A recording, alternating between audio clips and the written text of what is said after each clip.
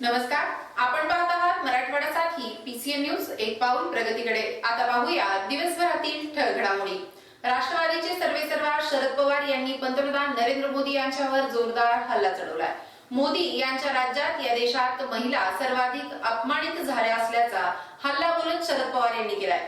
तसेच संघ आणि भाजपचा 5 कलमी कार्यक्रम वाचून दाखवत भाजपपासून सावध राहण्याची आवाहनही शरद पवार यांनी केले। शरद पवार यांच्या नेतृत्वाखाली राष्ट्रवादीचा कार्यकर्ता शिबिर शिर्डीत पार पडले।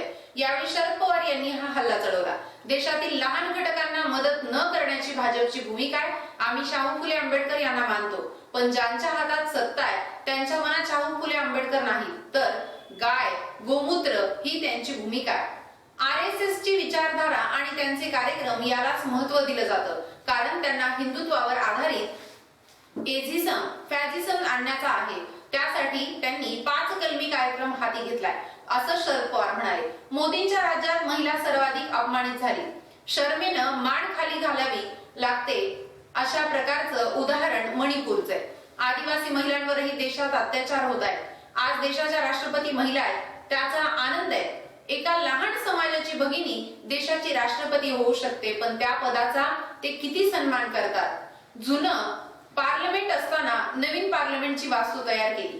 पार्लमेंटचं पहिलं सेशन सुरू होतं तेव्हा राष्ट्रपतीचं अभिभाषण सुरू होतं। हा आपला पायंडा, पण नवीन पार्लमेंट बांधलं, त्याच्या उद्घाटनाला राष्ट्रपतींना बोलवलं नाही, त्यांचा सन्मान केला नाही। अशा कितीतरी गोष्टी सांगता येतील।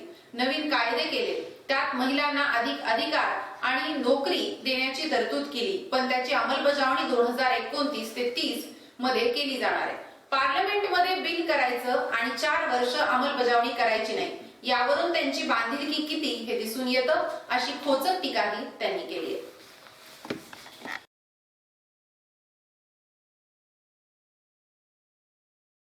जितेंद्र आव्हाडांवर 24 तासात गुन्हा दाखल करा। तसेच परळी वैजनाथमध्ये जेव्हा केव्हा जितेंद्र आव्हाड येतील तेव्हा त्यांच्या तोंडाला आम्ही राम भक्त काळे फासू अशा भावना व्यक्त करत तमाम रामभक्तांनी शहरातील राणी लक्ष्मीबाई टावर जवळ ही जितेंद्र आव्हाड यांचा पुतळा जाळत त्यांच्या विरोधात तीव्र घोषणाबाजी करून तीव्र निषेध व्यक्त करत आंदोलन केले। जितेंद्र आव्हाड यांचं वक्तव्य काय?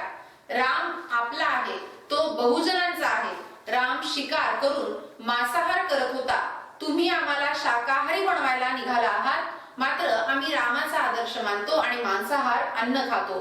14 वर्ष वनवासात राहणारा माणूस शाकाहारी अन्न कुठे शोधणार असा प्रश्न जितेंद्र आव्हाड यांनी शिर्डीतील शिबिरात उपस्थित केला। तसेच शिबिरानंतर माध्यमांनी आव्हाड यांना पुन्हा एकदा या विषयावर बोलतं केलं तेव्हा ते म्हणाले, मी कोणतेही वादग्रस्त विधान केलेले नाही, मी माझ्या विधानावर ठाम आहे। श्रीरामाला शाकाहारी बनवलं जात आहे, पण वनवासात असताना ते काही मेथीची भाजी खात होते काय? या देशातील 80% लोक मांसाहारी असून ते राम भक्त आहेत असंही आव्हाड म्हणाले होते। जितेंद्र आव्हाड यांनी राम मांसाहारी होता असं वादग्रस्त वक्तव्य केलं। त्यानंतर परळीतील तमाम रामभक्त आक्रमक झाले आहेत। महाराष्ट्रात सर्व समाज बांधव एकजुटीने राहत असताना आणि देशभरामध्ये 22 तारखेला रामलल्लांच्या मूर्तीचं प्राणप्रतिष्ठा सोहळ्याचा एक चांगला उत्सव होत असताना जितेंद्र आव्हाड ज्यांना की हमेशा सवय आहे की महाराष्ट्रात सगळे एकत्र आले की काहीतरी त्यामध्ये विघ्न टाकायचं, आणि आज परत एकदा त्यांनी तसंच एक सगळ्यांना राम भक्तांना असंतोष तयार होईल असं विधान त्यांनी केलं। आज आम्ही सर्व परळीतील राम भक्त एकत्र येऊन त्यांचा जाहीर निषेध करत आहोत आणि त्यांच्या पक्षप्रमुखांनी त्यांच्यावर जर लवकर त्यांनी आळा घालावा, कारण महाराष्ट्रात विद्वेष पसरण्याचं काम जितेंद्र आव्हाड सातत्यानं करत असतात। त्यामुळे ह्या प्रवृत्तीला ठेचलं पाहिजे आणि या हिंदू द्वेषी माणसाला कुठेतरी धडा शिकवला पाहिजे। ह्याच्या विरोधात विधानसभेत सुद्धा सर्व आमदारांनी येऊन ह्याचा निलंबनाचा प्रस्ताव तयार केला पाहिजे असं आम्हाला सर्वांना वाटतं। आणि आज परळीतील सर्व रामभक्त आम्ही येऊन त्याचा निषेध करत आहोत आणि इथून पुढे तर परळीत आला तर त्याला आम्ही तोंडाला काळं फासणार आहोत सर।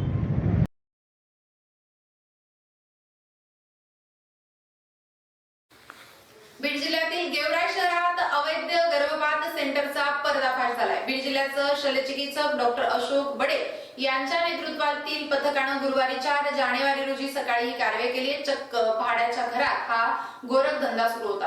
कार्यवाहीत एक सोनोग्राफी मशीन आणि 4 जणांना ताब्यात घेण्यात आले। आरोपीमध्ये एका महिलेचा समावेश आहे। बीड जिल्ह्यातील गेवराई शहरातील संजयनगर परिसरात एका भाड्याच्या घरात अवैध गर्भपात सेंटर सुरू असल्याची गोपनीय माहिती बीड जिल्हा शल्यचिकित्सक डॉक्टर अशोक बडे यांना मिळाली। त्यानंतर करण्यात आलेल्या धडक कार्यवाहीत अवैध गर्भपात सेंटरचा पर्दाफाश करण्यात आला। भरारी पथकानं गुरुवारी 4 जानेवारी रोजी सकाळी 6 वाजता ही धडक कारवाई केली। या कारवाईनं मोठी खळबळ उडाली आहे। गेवराई शहरातील संजयनगर परिसरात अवैध गर्भपात केला जात असल्याची तक्रार बीड जिल्हा शल्यचिकित्सक यांना मिळाली होती। तक्रारीनुसार जिल्हा शल्यचिकित्सक डॉक्टर अशोक बडे यांनी सापळा रचून अवैध गर्भपात केंद्राचा पर्दाफाश केला। प्रथम डमी महिला रुग्ण तयार करून खात्री जमा करण्यात आली। कार्यवाहीसाठी गुरुवारचा दिवस निश्चित करण्यात आला। सकाळी 6 वाजेच्या सुमारास छापा टाकून एक महिला, घरमालक आणि त्यांना मदत करणारे 2 अशा 4घांच्या मुसक्या आवळण्यात आल्या। घटनास्थळावरून एक सोनोग्राफी मशीन व गर्भपात करण्यासाठी लागणारे साहित्य जप्त करण्यात आले।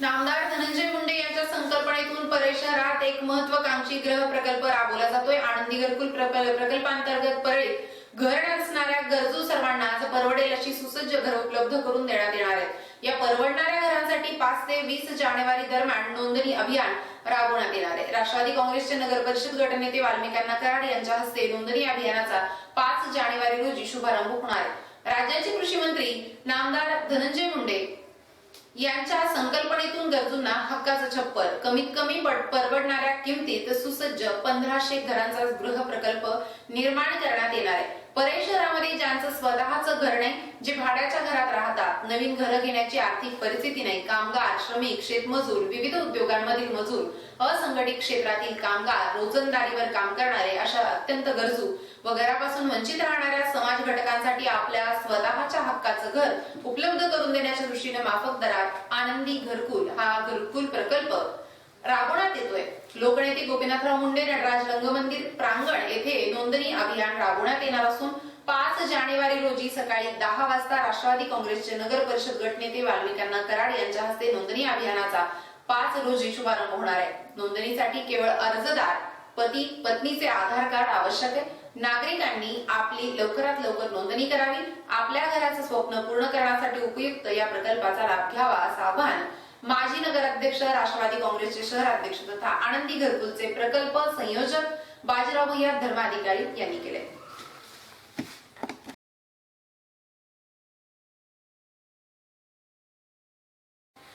मराठा समाजाला आरक्षण मिळालं पाहिजे यासाठी नामदार छगन भुजबळांसह एकाही ओबीसी नेत्यांनी किंवा ओबीसीच्या कोणत्याच सामाजिक संघटनेनं मराठा आरक्षणास विरोध केलेला नसताना मनोज जरांगे यांनी जे अतिरेक महाराष्ट्रात सुरू केलाय त्यामुळे महाराष्ट्रातील ओबीसी समाज अतिशय भयग्रस्त झालेला आहे। या शिवरायांच्या महाराष्ट्रात मराठा समाजासह संपूर्ण ओबीसी समाज भावासारखा अतिशय आनंदानं व गुण्यागोविंदानं राहत होता। परंतु मनोज जरांगे यांनी मराठा समाजास आरक्षण मिळावं यासाठी जे आंदोलन सुरू केलं आणि आंदोलन दिवसेंदिवस भरकटत गेलं आहे ते संपूर्ण महाराष्ट्रातील सर्व जनता भयग्रस्त होऊन पाहत आहे। हे मनोज जरांगेसह राज्य सरकार पाहत आहे। मनोज जरांगे यांचं अतिरेकी बोलणं, बेलगाम वागणं पाहून घेईल, मराठे बघून घेतील असे 2 समाजात तेढ निर्माण करणारे वक्तव्य वारंवार केल्यामुळे बीड येथील जाळपोळीच्या घटना घडल्या। त्या घटनेमध्ये जनतेच्या प्रसंगावधानामुळे जीवितहानी टळली। एवढे सर्व होऊन देखील मनोज जरांगे सदरील घटनेमध्ये सीसीटीव्हीच्या फुटेजवर अटक केलेल्या आरोपींना सरसकट सोडा, त्यांच्यावरील गुन्हे काढून घ्या अशी हास्यास्पद मागणी करून सरकारला वेठीस धरत आहेत। तरी या सभेला हजारोंच्या संख्येने उपस्थित राहून ओबीसी आरक्षणाचं संरक्षण करावे नव्हे तर ते करावेच लागेल। प्रत्येकाने आपला खारीचा वाटा उचलून घ्या। छगन भुजबळ, प्रकाश शेंडगे, महादेव जानकर, गोपीचंद पडळकर यांच्यासह येणाऱ्या नेत्यांचं मार्गदर्शन ऐकावे असं आवाहन सत्यशोधक ओबीसी परिषदेचे मराठवाडा विभागीय अध्यक्ष लक्ष्मण ढवळे दादा यांनी केले।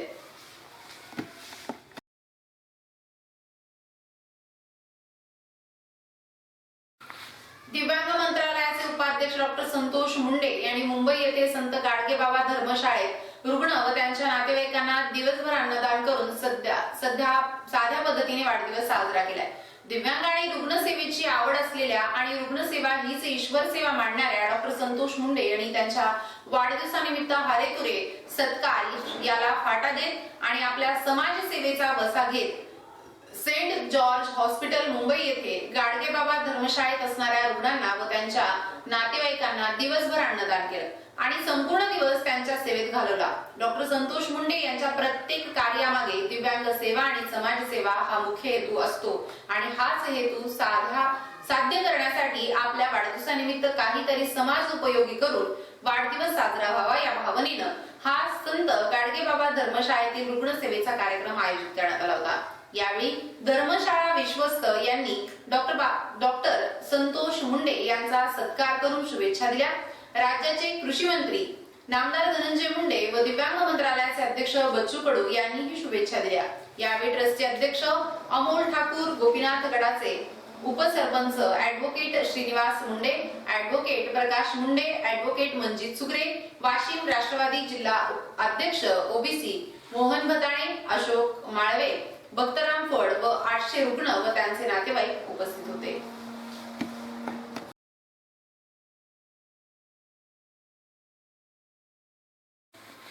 मागील अनेक वर्षापासून शहरात महाराष्ट्र वीरशैव सभा, वीरशैव विकास प्रतिष्ठान, वीरशैव समाज सर्व उपजाती यांच्या संयुक्त विद्यमानं राज्यस्तरीय वधूवर पालक परिचय मेळाव्याचं आयोजन करण्यात येत असतं। याही वर्षी 7 जानेवारी 2024 रोजी रविवारी सकाळी संत श्रेष्ठ गुरुलिंग स्वामी मंदिर सभागृहात सकाळी 10 वाजता आयोजित करण्यात आला असून यावर्षी अतिशय भव्य दिव्य प्रमाणात हा वधूवर पालक परिचय मेळावा आयोजित करण्यात आलाय।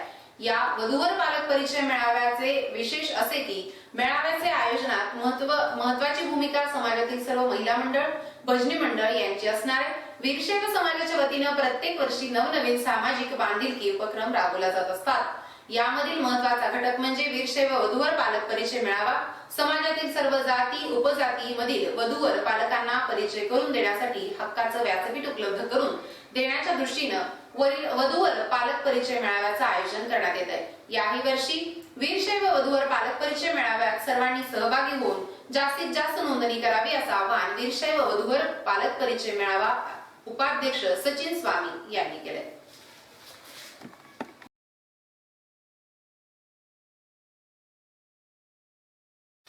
पद्मावती शिक्षण संस्था संचलित संस्कार प्राथमिक शाळा पद्मावती विभागाच्या वतीनं 4 जानेवारी गुरुवारी पद्मावती शिक्षण संस्थेचे अध्यक्ष दीपक तांदळे यांच्या मार्गदर्शनाखाली पोलीस उन्नती दिवस सप्ताहानिमित्त क्षेत्रभेट उपक्रमांतर्गत विद्यार्थ्यांना पोलीस स्टेशन, पोलीस सुरक्षा दलाच्या कार्यपद्धतीची आणि इतर जबाबदारी याची माहिती देण्यात आली। विद्यार्थ्यांच्या मनात पोलीस प्रशासनाबाबत असलेली उत्सुकता, कार्यपद्धतीची माहिती मिळावी या उद्देशाने संस्कार प्राथमिक शाळेच्या वतीने क्षेत्र भेटीचं आयोजन करण्यात आलं होतं। या अंतर्गत विद्यार्थ्यांना गॅस गन, रायफल, कारवाईन्स, ठाणे अंमलदार यांचे कार्य, ऑनलाईन गुन्हे नोंदणी, लॉक अप, सीसीटीव्ही विभाग, तक्रारीसाठी 112 नंबर डायल, कंट्रोल रूम याविषयी विद्यार्थ्यांना माहिती सांगण्यात आली। कंट्रोल रूम वरून शहराची सुरक्षा कशी होते याची माहिती विद्यार्थ्यांना देण्यात आली। पोलीस स्टेशन कार्यपद्धतीची माहिती सविस्तरपणे सांगण्यात आली। यावेळी संभाजीनगर पोलीस स्टेशनचे पोलीस निरीक्षक श्री चाऊ साहेब यांचा शाळेच्या वतीनं पुष्पगुच्छ देऊन सत्कार करण्यात आला। तसेच एपीआय जाधव साहेब, एपीआय दहिफळे साहेब, पीएसआय मिसाळ रुपेश शिंदे, फड पांचाळ, गोविंद एलमटे, महिला समुपदेशक तक्रार निवारण केंद्राच्या सुनीता यांचे शाळेच्या वतीने पुष्पगुच्छ देऊन स्वागत करण्यात आले।